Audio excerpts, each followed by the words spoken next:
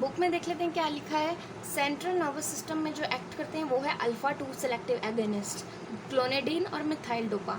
इन्होंने यहाँ पे मेंशन किया है कि ये सिंपैथेटिक आउटफ्लो को डिक्रीज़ कर देते हैं by activation of alpha 2 receptors. जैसा कि मैंने आपको बताया कि ये अल्फा 2 रिसेप्टर्स को एक्टिवेट करके सिंपैथेटिक आउटफ्लो को डिक्रीज़ कर देते हैं, यानी कि ट्रांसमीटर्स को रिलीज़ नहीं होने देते।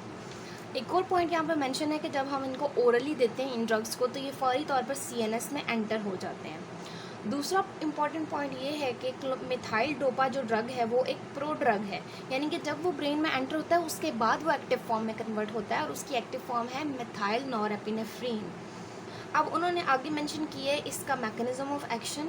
तो उन्होंने बोला है कि क्लोनेडिन और मिथाइल डोपा जो है वो ब्लड प्रेशर को रिड्यूस करते हैं by reducing cardiac output, vascular resistance. तो ऑब्वियसली मैंने आपको बताया कि ये दोनों नॉरएपिनेफ्रीन वगैरह को रिलीज़ नहीं होने देते। तो जो काम नॉरएपिनेफ्रीन करता है ब्लड प्रेशर को बढ़ाने के लिए, जैसे कि नॉरएपिनेफ्रीन कार्डियक आउटपुट भी इंक्रीज़ करता है, वास्कुलर रेजिस्टेंस भी इंक्रीज़ करता है, जिनकी वजह से बीपी बढ़ जाता है। तो क्लोनेडिन उन्हीं को कम कर देंगे क्योंकि ये नॉरएपिनेफ्रीन को रिलीज़ ही नहीं होने देते।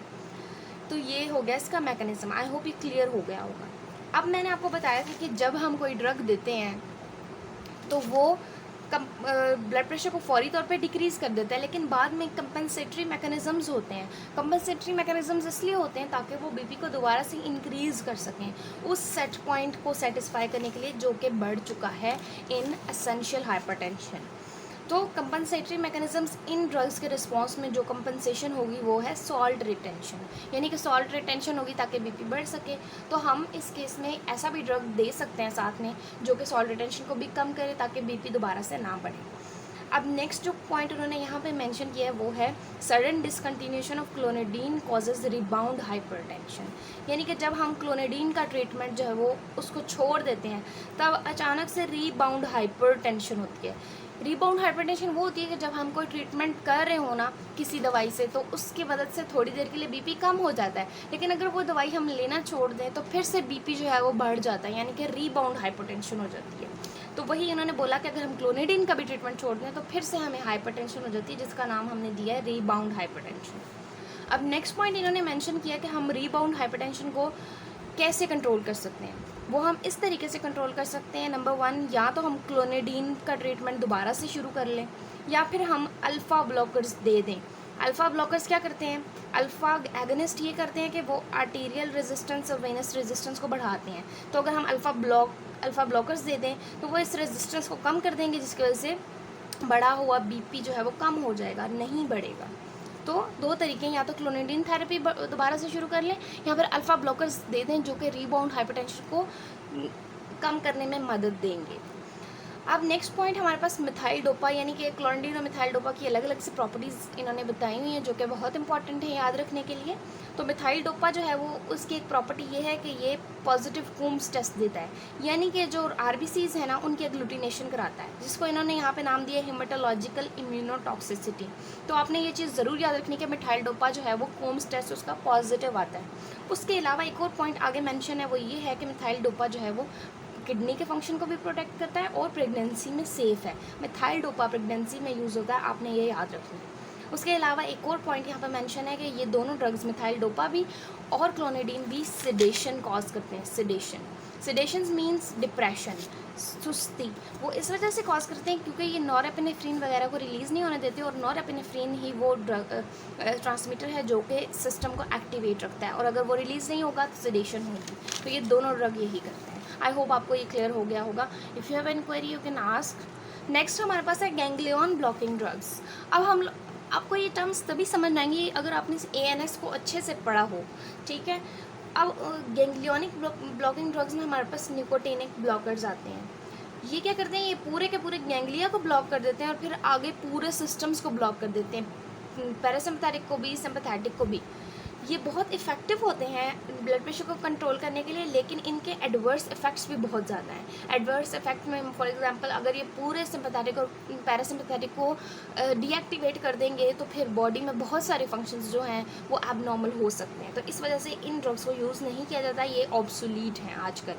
तो इन ड्रग्स के नाम हम देख लेते हैं, वो है हेक्सामेथोनियम और ट्राइमेथाफाइन, ठीक है। नेक्स्ट हमारे पास है post ganglionic sympathetic nerve terminal blockers. उसमें हमारे पास आता है रेज़रपिन और ग्वेनेथिडीन। अब मैं आपको बताती हूँ, नॉर्मली जब हमारे पास किसी सेल में नॉरएपिनेफ्रिन बनता है तो उसको वेसिकल्स में स्टोर करने के लिए हम पहले हम वेसिकल में नॉरएपिनेफ्रिन को स्टोर करते हैं और फिर बाद में जाके वो रिलीज़ होता है। तो अगर कोई ऐसा रेज़रपिन जो ड्रग है वो क्या करता है, इसकी स्टोरेज को इनहिबिट करता है, यानी कि नॉरएपिनेफ्रिन ये जो ट्रांसमीटर है, सिंपैथेटिक ट्रांसमीटर है, उसे वेसिकल में स्टोर नहीं होने देता। जब स्टोर ही नहीं होगा तो फिर रिलीज़ कैसे होगा, यानी कि स्टोरेज को ख़त्म कर देता है। तो इस वजह से रिलीज़ भी नहीं हो पाती और फिर सिंपैथेटिक फंक्शंस डिक्रीज़ हो जाते हैं और ब्लड प्रेशर भी नहीं बढ़ता। ठीक है, एक ये तरीका हो गया। दूसरा ये हो गया ग्वेनेथिडीन। ग्वेनेथिडीन एक ड्रग है जो कि इन ट्रांसमीटर्स को रिलीज़ नहीं होने देता। अगर ट्रांसमीटर्स रिलीज़ नहीं होंगे तो ऑब्वियसली वो एक्ट कैसे करेंगे और फिर वो सिंपैथेटिक फंक्शंस को कैसे परफॉर्म करेंगे जो कि बीपी को इंक्रीज़ कर देते हैं। तो इस वजह से बीपी डिक्रीज़ हो जाएगा। तो आई होप आपको पता चल गया होगा कि ग्वेनेथिडीन और रेज़रपिन जो है वो कैसे बीपी को डिक्रीज़ करते हैं। लेकिन आजकल ये जो है वो अपने एडवर्स इफ़ेक्ट्स की वजह से ऑब्सोलीट है, यानी कि ये यूज़ में नहीं है। नेक्स्ट हमारे पास है मोनोअमाइन ऑक्सीडेज इनहिबिटर्स। तो मोनोअमाइन ऑक्सीडेज इनहिबिटर्स को अब देखना है कि ये कैसे जो है वो बीपी को डिक्रीज़ करते हैं, यानी कि सिंपैथेटिक नर्वस सिस्टम को डिक्रीज़ करते हैं। तो सबसे पहले हम देखते हैं कि मोनोअमाइन ऑक्सीडेज एंजाइम क्या है। ये एक एंजाइम है बेसिकली जो कि टायरामीन वगैरह जो है इनको मेटाबलाइज करता है। अगर आप इन्हें ANS पढ़े तो आपको पता होगा इसका, लेकिन मैं आपको थोड़ा बहुत बता देती हूँ। टायरामीन या कोई भी ऐसा जो है इनडायरेक्ट सिम्पैथोमिमेटिक है जो कि नॉरएपिनेफ्रिन की रिलीज़ को इंक्रीज़ करा सकता है। ये मोनोअमाइन ऑक्सीडेज एंजाइम इन लोगों को मेटाबलाइज कर देता है ताकि ये ख़त्म हो जाए और नॉरएपिनेफ्रिन की रिलीज़ ज़्यादा ना हो। ठीक है, अगर हम मोनोअमाइन ऑक्सीडेज इनहिबिटर्स दे दें इस केस में, तब जो है वो ये एंजाइम अपना काम नहीं कर पाएगा, यानी कि वो टायरामीन वगैरह को मेटाबलाइज नहीं कर पाएगा। और अगर टायरामीन मेटाबलाइज नहीं होगा इनहिबिटर्स के होते हुए, तो टायरामीन क्या करेगा, ये नॉरएपिनेफ्रिन वगैरह की रिलीज़ बहुत ज़्यादा करा देता है एक्स्ट्रा। जब बहुत ज़्यादा रिलीज़ हो जाएगी नॉरएपिनेफ्रिन वगैरह की तो बीपी बहुत ज़्यादा हो जाएगा, हाइपरटेंसिव क्राइसिस हो सकते हैं इसकी वजह से। इस वजह से हमें मोनोअमाइन ऑक्सीडेज इनहिबिटर्स यूज़ नहीं करने चाहिए, क्योंकि इन केस टायरामीन वगैरह तो फूड में होते हैं, चीज़ वगैरह में। अगर हम ये फूड ले लेते हैं और उसी टाइम हम दवाई ले रहे हैं मोनोअमाइन ऑक्सीडेज इनहिबिटर्स, तो टायरामीन को ये मेटाबलाइज नहीं कर पाएगा एंजाइम, और टायरामीन नॉरएपिनेफ्रिन को बहुत ज़्यादा रिलीज़ करा देगा जो कि आगे जाकर हाइपरटेंशन क्राइसिस कॉज कर सकते हैं। तो इस वजह से मोनोअमाइन इनहिबिटर सेफ़ नहीं है। लेकिन इनको पहले जो है वो हाइपरटेंसिव ड्रग के तौर पे क्यों यूज़ किया जाता था, वो इस वजह से यूज़ किया जाता था कि मोनोअमाइन ऑक्सीडेज इनहिबिटर्स जो हैं वो हेल्प करते हैं in the formation of false transmitter octopamine. False transmitter जो है वो बनाने में मदद करते थे।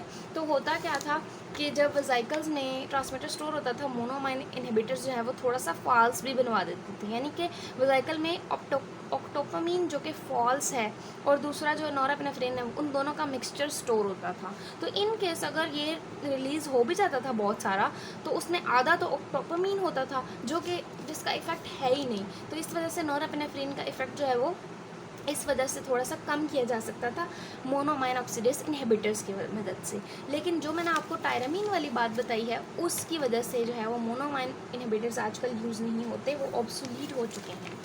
ठीक है, तो फिर आजकल जो है वो मोनोअमाइन ऑक्सीडेज इनहिबिटर्स को डिप्रेसिव डिसऑर्डर्स में ही यूज़ किया जाता है और कहीं नहीं यूज़ किया। आई होप ये कॉन्सेप्ट आपको क्लियर हो गया होगा।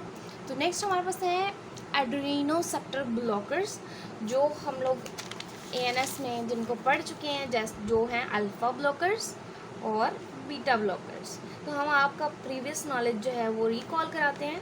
अल्फ़ा वन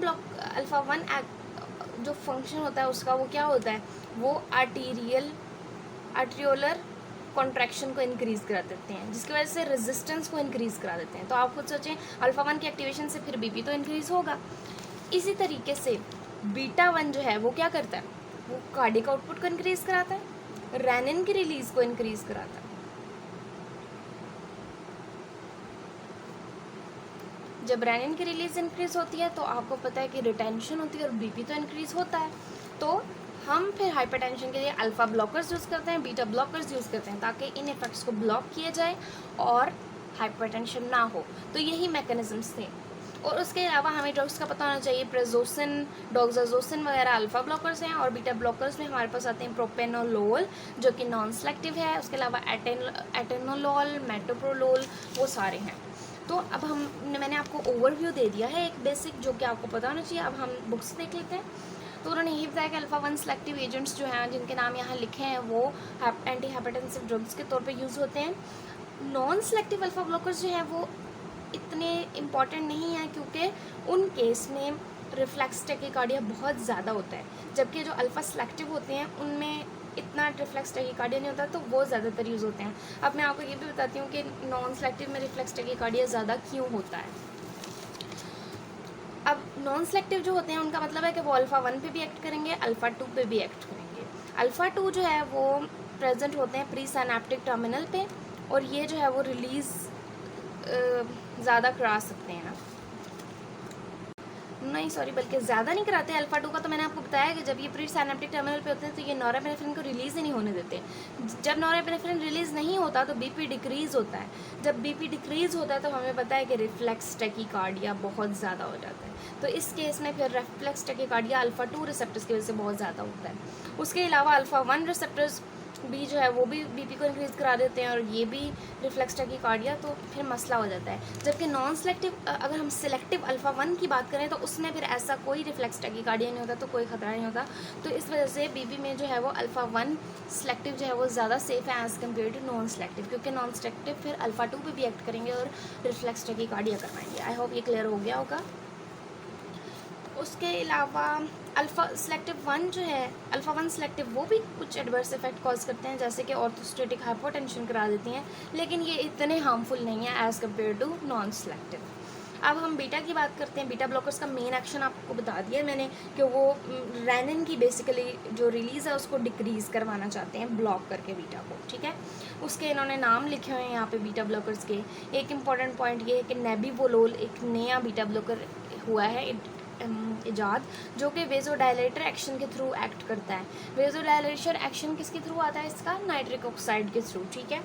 बस, और इसमें कुछ भी इतना नहीं है, बस यही इंपॉर्टेंट था। I hope you like the video. If you like please subscribe my channel.